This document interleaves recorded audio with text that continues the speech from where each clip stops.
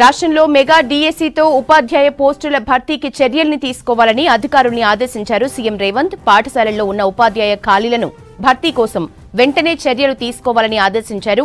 బదిలీల అంశంలో ఉన్న అభ్యంతరాలు పరిష్కరించడానికి ఉపాధ్యాయ సంఘాల ప్రతినిధులతో చర్చలు జరపాలన్నారు సీఎం. విద్యాలయాలకు విద్యుత్ బిల్లులకు కేటగిరీ మార్పుకు చర్యలు తీసుకోవాలని ఆదేశించారు సీఎం. ప్రైవేట్ యూనివర్సిటీల్లో ఎస్సీ ఎస్టీలకు రిజర్వేషన్లు లేకుండా ఎలా నడిపిస్తారని ప్రశ్నించారు సీఎం రేవంత్. ఉన్నత విద్యాశాఖపై అధికారులతో రివ్యూ చేసిన సీఎం అవసరమైతే ప్రైవేటు యూనివర్సిటీలో రిజర్వేషన్ల కోసం అసెంబ్లీలో చట్టం చేస్తామన్నారు.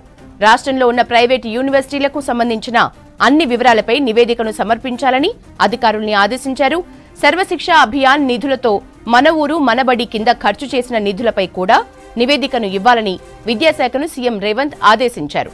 అనంతరం విద్యార్థులకు ల్యాప్టాప్లను అందజేశారు సీఎం రేవంత్. మరోవైపు టాటా టెక్నాలజీ సంస్థ ప్రతినిధులతో సీఎం రేవంత్ భేటీ అయ్యారు. రాష్ట్రంలో 2,000 కోట్ల వ్యయంతో స్కిల్ డెవలప్మెంట్ కి టాటా అంగీకారం తెలిపింది. ఆధునిక సాంకేతిక పరిజ్ఞానం, ఉన్నత ప్రమాణాలతో ఐటీఐ ఉపాధి కల్పించే కోర్సులకు శ్రీకారం చుట్టనుంది రాష్ట్ర ప్రభుత్వం. తెలంగాణ యువతకు ఉద్యోగ ఉపాధి అవకాశాలు కల్పించేందుకు రాష్ట్ర ప్రభుత్వం కృత నిశ్చయంతో ఉందన్నారు సీఎం రేవంత్. కాలం చెల్లిన కోర్సులతో యువత సమయాన్ని వృధా చేయొద్దని నిర్ణయించామన్నారు. రాష్ట్రంలో దాదాపు 1,00,000 మంది విద్యార్థులు శిక్షణ పొంది పరిశ్రమల్లో ఉద్యోగం పొందే విధంగా టాటా సంస్థ ముందుకు రావటం అభినందనీయమన్నారు CM Revanth. CM review meeting కి సంబంధించిన డీటెయిల్స్ యాదగిరి అందిస్తారు. యాదగిరి, విద్యాశాఖపై సీఎం సమీక్షకు సంబంధించిన డీటెయిల్స్ ఏంటి?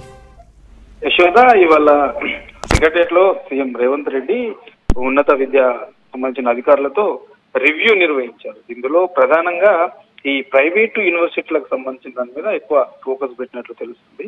దాంతోపాటు మన ఊరు మన బడికి సంబంధించిన కార్యక్రమాలకు సంబంధించి కూడా దీనికి సంబంధించినటువంటి ఫుల్ డీటెయిల్స్ ఏంటి అనే దాని మీద ఇవాళ రివ్యూ నిర్వహించి అధికారులను అడిగి తెలుసుకున్నారు. అంటే ఇందులో ప్రధానంగా ఈ ఎస్సీ ఎస్టీలకు ప్రైవేట్ యూనివర్సిటీలలో ఎస్సీ ఎస్టీలకు రిజర్వేషన్లు లేకుండా యూనివర్సిటీలు ఎలా స్థాపించారో అక్కడ ఎందుకు రిజర్వేషన్లు లేవు అని చెప్పేసి రేవంత్ రెడ్డి ప్రశ్నించారు. అందులో అంటే రిజర్వేషన్లు అనేది ఎస్సీ ఎస్టీలకు రిజర్వేషన్లు కల్పించడం అనేది అది రాజ్యాంగబద్ధ హక్కు.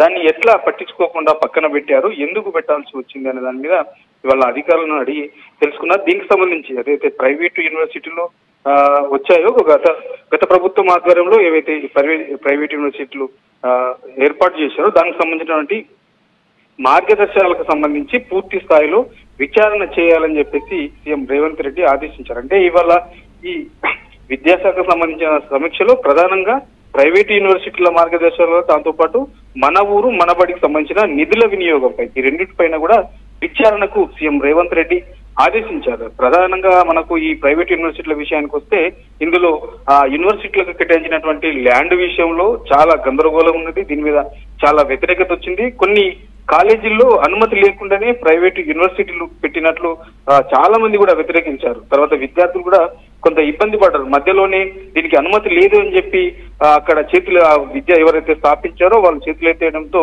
చాలా మంది కూడా ఆందోళన చేసి విద్యార్థుల భవిష్యత్తు కూడా చాలా ఇబ్బంది పడ్డారు. వాళ్ళందరూ కూడా 1 సంవత్సరం నష్టపోయారు. సో వాళ్ళందరికీ కూడా ఎక్కడ అకామిడేట్ చేయాలో కూడా అర్థం కాని సిచ్యువేషన్ లో చాలా మంది కూడా విద్యార్థులు ఇబ్బంది పడ్డారు. తల్లిదండ్రులు కూడా చాలా ఆందోళన చెందారు. ఎందుకంటే ప్రభుత్వం చెప్పింది ప్రైవేట్ యూనివర్సిటీలు స్థాపించారని చెప్పారు, కానీ తీరా అక్కడ చూస్తే ఆ యూనివర్సిటీకి అనుమతి లేదు, మా విద్యార్థుల పరిస్థితి ఏంటి అని చెప్పేసి చాలా మంది కూడా ఆందోళన చెందారు. సో వీటినన్నింటినీ దృష్టిలో పెట్టుకుని గత ప్రభుత్వ ఆధ్వర్యంలో ఈ ప్రైవేట్ యూనివర్సిటీలకు సంబంధించిన వ్యవహారం ఏంటి, దానికి సంబంధించి అనుమతులు ఎట్లా ఇచ్చారు, ఎవరెవరికి ఇచ్చారు, ఏ ప్రాతిపదికన ఇచ్చారు, దానికి సంబంధించినటువంటి మార్గదర్శకాలు ఏంటి, దానికి సంబంధించి పూర్తి స్థాయిలో రిపోర్ట్ ఇవ్వాలి. దాని మీద విచారణ చేసి సంబంధిత అధికారులు విచారణ చేసి దానికి సంబంధించిన ఫుల్ డీటెయిల్స్ తో రిపోర్ట్ ఇవ్వాలని చెప్పేసి రేవంత్ రెడ్డి ఆదేశాలు అయితే జారీ చేశారు. ఇక మరికొన్ని యూనివర్సిటీలకు సంబంధించి అయితే కొన్ని ధరణి పోర్టల్లో అది ఏదైతే ల్యాండ్ ఉంటుందో ఆ ల్యాండ్ కు సంబంధించి ధరణి పోర్టల్ ఒకలాగా ఉంటే చివరికి అవి యూనివర్సిటీలకు సంబంధించిన ల్యాండ్ గా కేటాయించుకున్నారు.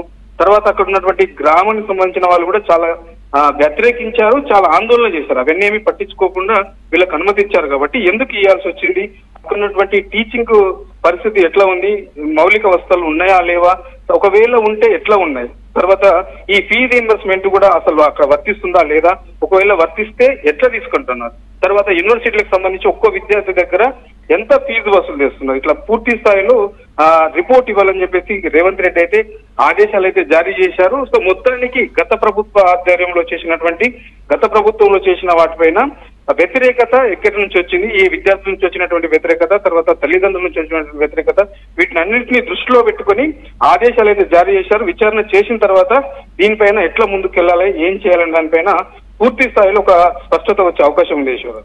Thank you Yadagiri.